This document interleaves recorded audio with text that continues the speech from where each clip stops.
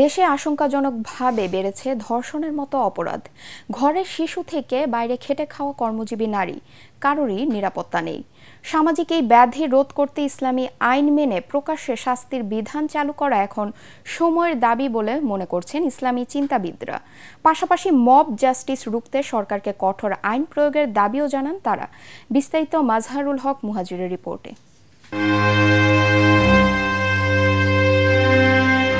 সাম্প্রতিক সময়ে মাগুরায় শিশু আসিয়ার ধর্ষণের ঘটনা সবাইকে নাড়া দেয়। শুধু আসিয়া নয়, একের পর এক ধর্ষণের ঘটনায় আতঙ্ক বিরাজ করছে জনমনে। এসব ঘটনায় দোষীদের দৃষ্টান্তমূলক শাস্তির দাবিতে বিক্ষোভ প্রতিবাদে উত্তাল সারা দেশ। ছাত্র জনতা, বিভিন্ন শ্রেণী পেশার মানুষ বিচারের দাবিতে রাজপথে নেমে আসে। নতুন করে আবার স্লোগান উঠে, ধর্ষকদের ঠিকানা এই বাংলায় হবে না। পবিত্র যে মাসে পাপ থেকে বিরত থাকার কথা, সেখানে প্রতিনিয়ত বেড়েই চলছে ধর্ষণের মতো অপরাধ। ইসলামী বিধান মতে এসব অপরাধের কি শাস্তি তা নিয়ে প্রশ্ন অনেকের।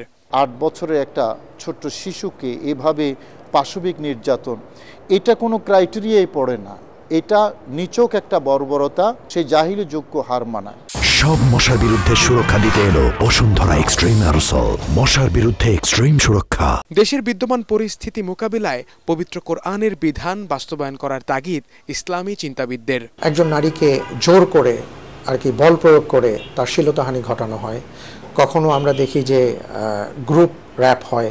এই জাতীয় ঘটনার ক্ষেত্রে ইসলাম আরও কঠিন শাস্তি প্রয়োগ করেছে। তাকে তো মৃত্যুদণ্ড দেওয়া হবেই, এবং তার এক হাত এক পা কেটে লাশ ঝুলিয়ে রাখা হবে জনসম্মুখে, যাতে করে এই দৃশ্য দেখে আর কারো ভেতরে এই অপরাধ করার প্রবণতা না জাগে। কোরআনে কারীমের যে বিধান জেনা ব্যভিচারের ক্ষেত্রে, এটাকে সঠিকভাবে যদি ইমপ্লিমেন্ট করা হয়, তাহলে এই সমাজের নাজাত, এই সমাজের শান্তি প্রতিষ্ঠিত হবে। দেশের আইন শৃঙ্খলা পরিস্থিতি নিয়েও উদ্বেগ জানান এই ইসলামী স্কলাররা।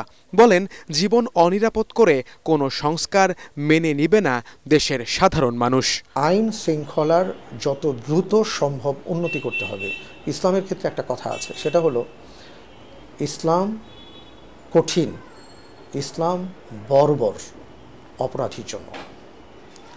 তো সুতরাং আপনি যখন অপরাধীর জন্য কঠিন হবেন, বর্বর হবেন, তখন দেশে কিন্তু অপরাধ থাকবে না।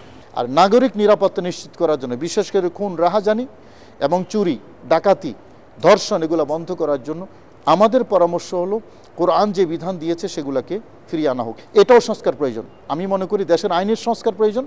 আইনকে সংস্কার করে কোরআনের আইনটাকে রিপ্লেস করা হোক। এ সময় তরুণ প্রজন্মের চারিত্রিক সৌন্দর্য বৃদ্ধিতে কোরআন সুন্নাহর সঠিক গাইডলাইন পারিবারিকভাবে জোর দেওয়ার তাগিদও দেন তারা। যিনি আমাদেরকে সৃষ্টি করেছেন, তিনি যেই গাইডলাইনটা দিয়েছেন, মনে করেন এই কোরআন, এই গাইডলাইনকে বাদ দিয়ে যখন আমরা নিজেরা নিজেদের মতন গাইডলাইন তৈরি করব, তখন আসলে শান্তি আসবে না। মাজহারুল হক মুহাজির, এটিএন বাংলা, ঢাকা।